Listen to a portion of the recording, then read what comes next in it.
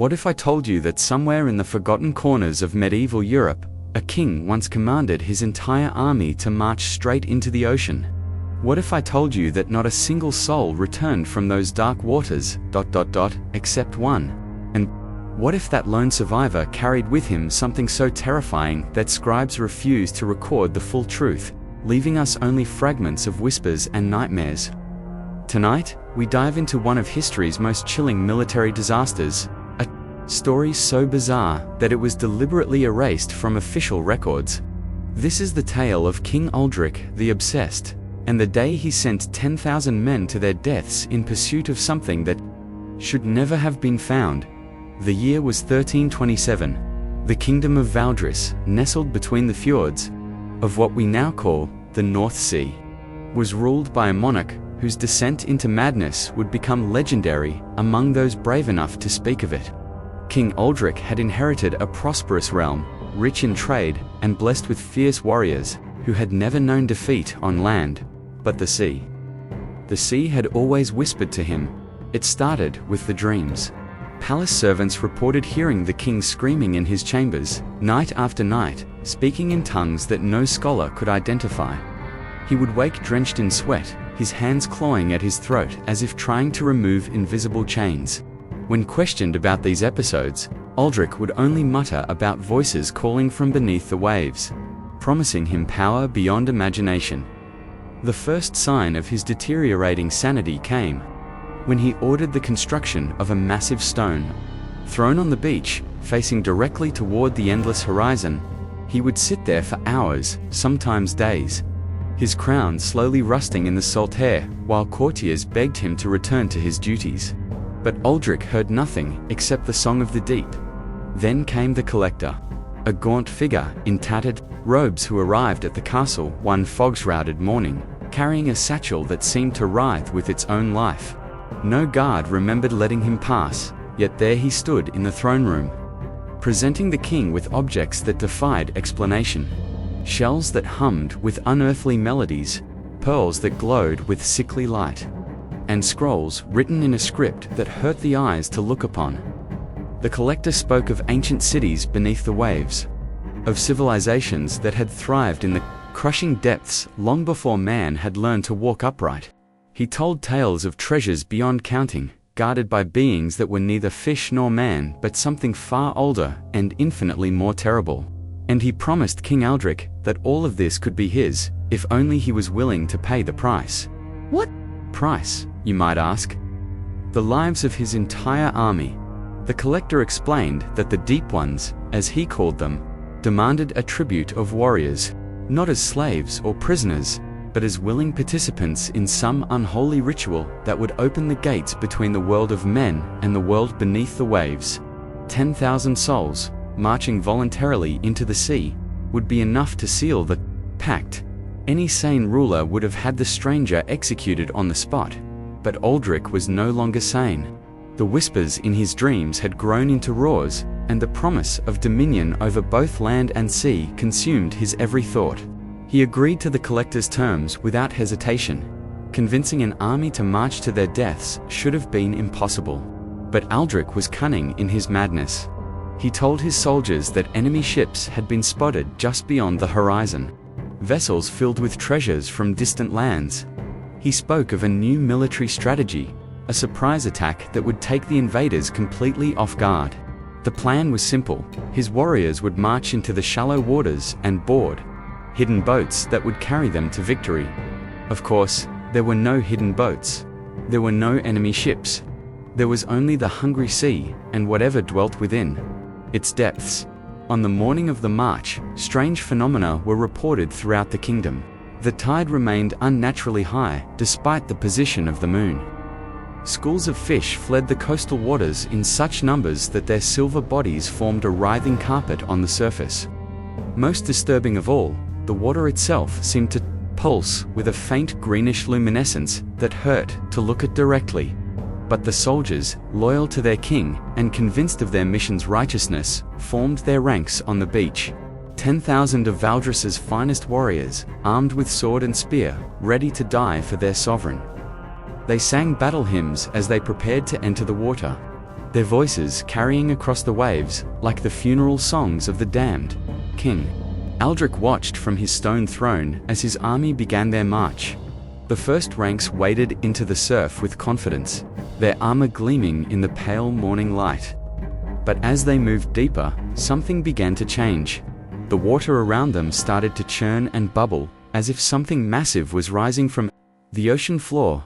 Those watching from the shore reported seeing shapes moving beneath the surface. Long, serpentine forms that dwarfed whales, tentacles that could have crushed castles, and eyes that glowed with the cold fire of the abyss.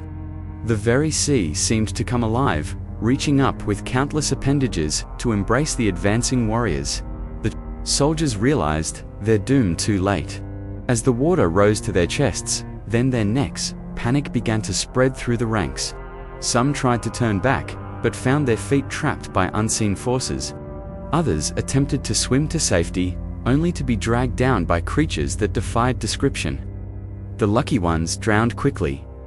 The others, Their screams carried across the water for hours. By midday, the sea had claimed them all. 10,000 men, swallowed by waves that had turned black as ink. The beach fell silent except for the sound of the retreating tide, which left behind not the usual debris of seaweed and driftwood, but something far more sinister. Scattered across the sand were thousands upon thousands of shells, each one perfectly formed and gleaming with that same sickly luminescence that had plagued the waters. And from within each shell came the faintest sound of whispering, as if the voices of the drowned army were trapped within those spiraling chambers. King Aldric descended from his throne and began to collect the shells with trembling hands. He filled sack after sack, his eyes wild with triumph. The collector had kept his promise. The gateway had been opened, and now the treasures of the deep would be his to command. But as night fell, it became clear that the king had been deceived. The shells did not contain riches or power. Instead, they held something far more terrible: the dying words of every man who had marched into the sea, whispers of betrayal, cries for help, and curses that would haunt the kingdom for generations to come.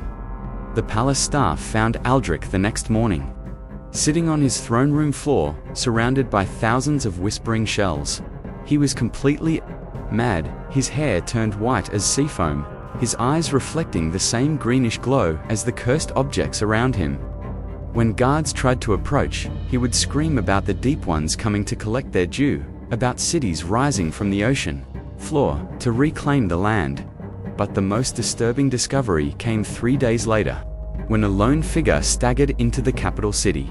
It was Sir Marcus of Ironhold, one of the king's most trusted knights, a man who should have been among the drowned. His armor was covered in barnacles and seaweed, and strange symbols had been carved into his flesh by unknown hands. But he was alive, impossibly alive, carrying a message that would change everything. Marcus spoke in a voice that seemed to echo from the bottom of the sea. He told of the march into the depths, of how the army had been transported, not to their deaths, but to the underwater cities of the deep ones. He described vast caverns filled with impossible architecture, where the laws of physics held no meaning, and time flowed like honey. The soldiers, he claimed, were not dead, but transformed, made into something new and terrible. The deep ones had a purpose for them, Marcus explained. They were to serve as harbingers, preparing the world above for the great rising that was to come. The shells were not just containers for voices, but eggs, each one holding the embryo of something that was neither human nor fish, but a hideous fusion of both. When the time was right, they would hatch and the transformation of mankind would begin. As proof of his claims, Marcus opened his mouth and spoke not with his own voice, but with the voices of the drowned army. Hundreds of different men, all speaking at once, all begging for release from their aquatic prison. The sound was so horrifying that several courtiers fainted on the spot, and the court scribe who was recording the event went permanently mute from the shock. King Aldric listened to this revelation with growing horror. He had not gained power over the sea. Instead, he had damned his entire kingdom to a fate worse than death. The collector had used his madness and ambition to open a gateway that should have remained forever sealed. In his final moments of clarity, Aldrich did the only thing he could. He gathered every shell in the kingdom and had them sealed within the deepest vaults of his castle, protected by wards and prayers from the kingdom's most powerful priests.